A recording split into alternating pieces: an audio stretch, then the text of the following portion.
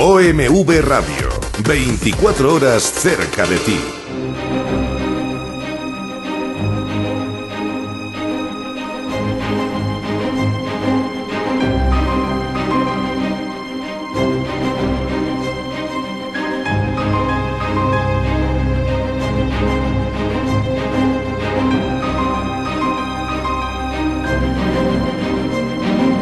Nuevamente, con un fraternal saludo, les da la bienvenida a nuestro programa Golpe a Golpe, Verso a Verso, su amigo José Manuel Marmolejo Delgado, en esta gran estación que es OMV Radio, desde Ecatepec de Morelos, Estado de México.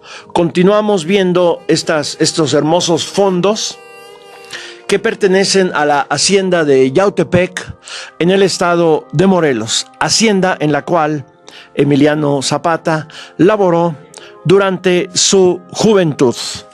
Nos vamos ahora, arrancamos nuestro programa con nuestra sección de poesía, Golpe a Golpe, Verso a Verso. Hoy leeremos poesía de la estadounidense Maya Angelou, quien además de poeta fue escritora, cantante, activista de derechos civiles, bailarina de danza contemporánea y de danza africana, actriz, periodista, administradora de la Universidad de Ghana en África, profesora universitaria de filosofía, ética, teatro, ciencia y escritura. Maya Angelou tuvo de niña y de adolescente una vida sumamente difícil. Cuando tenía 3 años, sus padres se divorciaron. A los 8 fue violada por el novio de su madre, por lo que dicho sujeto fue asesinado, posiblemente por los tíos de Maya. Eso hizo que Maya, durante 5 años, enmudeciera, porque pensaba que si ella hablaba, alguien moría. Para ayudarse, durante su juventud trabajó como cocinera, prostituta y bailarina de centros nocturnos. Fue una gran activista en favor de los derechos de los negros, colaborando con Martin Luther King y Malcolm X, con quien construyó la Organización de la Unidad Afroamericana. Maya Angelou fue muchas cosas más. Una mujer ejemplar, poseedora de una gran inteligencia, dinamismo y amor. Para ustedes, de Maya Angelou, y aún así me levanto. Tú puedes escribirme en la historia con tus amargas, torcidas mentiras. Puedes aventarme al fango y aún así, como el polvo, me levanto. Mi descaro te molesta porque estás allí quieto, apesadumbrado, porque camino como si fuera dueña de pozos petroleros, bombeando en la sala de mi casa, como lunas y como soles, con la certeza de las mareas, con las esperanzas brincando alto. Así yo me levanto. ¿Me quieres ver destrozada? Cabeza agachada y ojos bajos, hombros caídos como lágrimas, debilitados por mi llanto desconsolado. Mi arrogancia te ofende. No lo tomes tan a pecho, porque yo río como si tuviera minas de oro excavándose en el mismo patio de mi casa. Puedes dispararme con tus palabras, puedes herirme con tus ojos, puedes matarme con tu odio. Y aún así, como el aire, me levanto. Mi sensibilidad te molesta. Surge como una sorpresa que yo baile, como si tuviera diamantes allí donde se encuentran mis muslos. De las barracas de la vergüenza de la historia, yo me levanto. Soy un negro océano, amplio e inquieto, manando. Me extiendo sobre la marea, dejando altas noches de terror, de terror. Me levanto a un amanecer maravillosamente claro, me levanto. Llevo conmigo los dones de mis ancestros. Yo soy el sueño y la esperanza del esclavo. Me levanto, me levanto, me levanto. Pues qué hermoso es la poesía de Maya Angelou. Les invitamos a conocer a Maya Angelou, toda esa riqueza de las culturas, como la cultura negra, la riqueza de la cultura indígena en América. Pues ahora, después de esta cuestión tan emocional, nos vamos rápidamente, como siempre, a la historia de nuestro país. Vamos a ver hasta dónde nos rinde el tiempo. Estábamos hablando de la rebelión de la Huertista. Nuestra fuente de información, para este caso, es la correspondencia personal de Plutarco Elías Calles. En un comunicado del 13 de noviembre que Luis L. León envió al doctor Francisco Castillo Nájera, ministro de China en México, le decía que de la Huerta nos resultó mejor cómico de lo que creíamos. Representó una comedia para engañar a Obregón, a Calles y a los revolucionarios, negando su candidatura porque no podía ser desleal a la nación y a sus amigos. Sin embargo, ya la había estado preparando, usando su cargo como secretario de Hacienda y que estaba ligado íntimamente a los grandes intereses reaccionarios.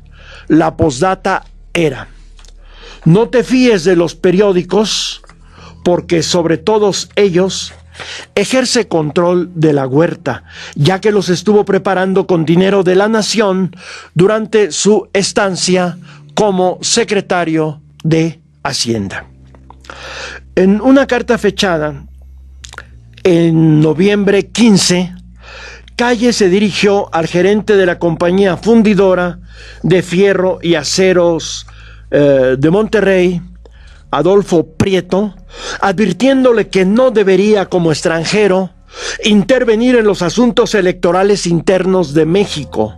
Luego, en telegrama fechado en Mérida, Yucatán, el 5 de diciembre, Felipe Carrillo Puerto le reportaba la difícil situación que padecía al carecer de armas y solo contar con los 400 hombres de las fuerzas federales del coronel Carlos Robinson, que Durazo estaba en Campeche con todas sus fuerzas militares, que desconfiaba de Ramón Nájera y de Castillo Lanz, que era inminente el desembarco del general Guadalupe Sánchez en Yucatán, pero que el pueblo estaba de su lado. Le pedía que mandara a Tampico 1000 hombres armados y rifles Winchester y que comunicara esa petición a Obregón, que todo ello era muy urgente. En un mensaje radiofónico del 9 de diciembre, de la Huerta le decía a Obregón que era de su conocimiento que la política de la presidencia de la República era abrir las comunicaciones de México para todos los jefes militares y los habitantes del país que no están de acuerdo con la política de usted, que nosotros consideramos torpe y atentatoria por traicionar el principio fundamental que llevó a usted al gobierno.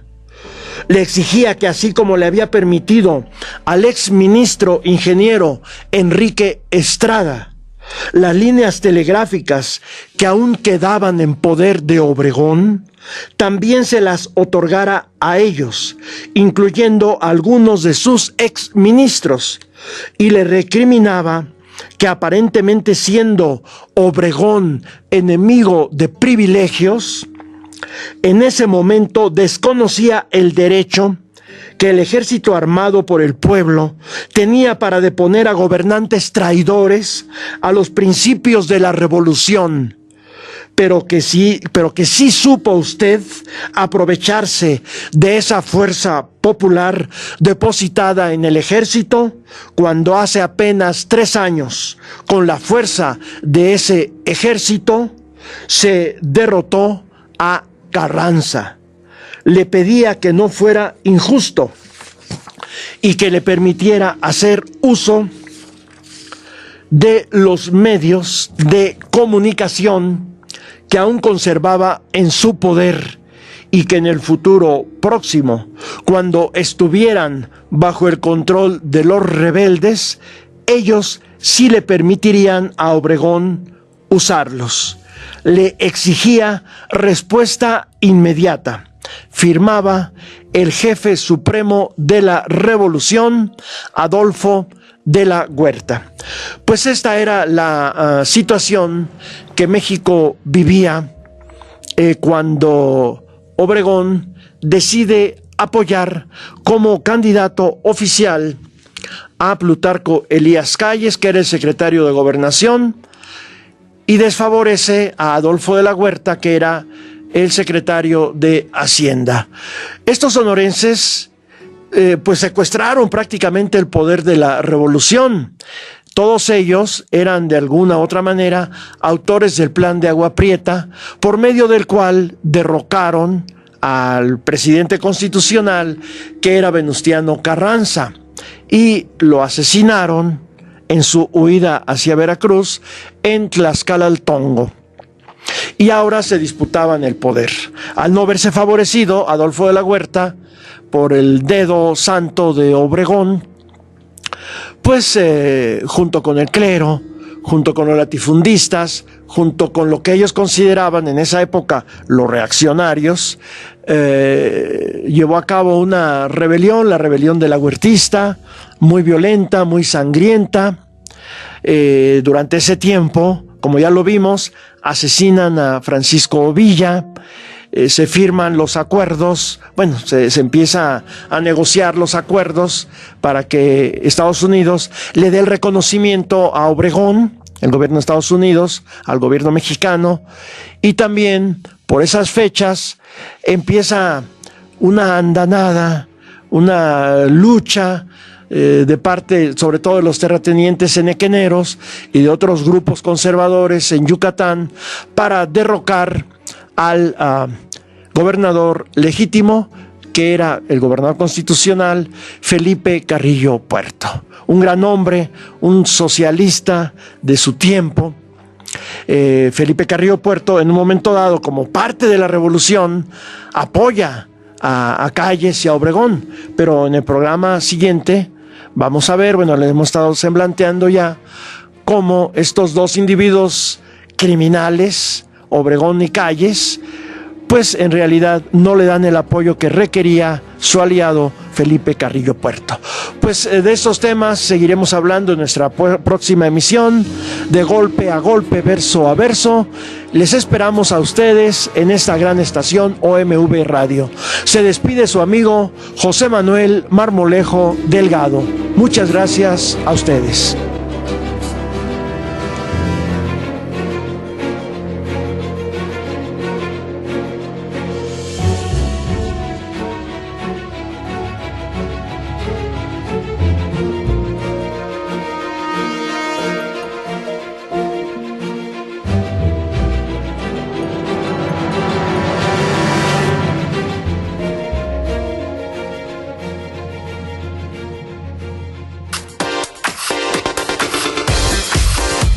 OMV Radio, 24 horas cerca de ti.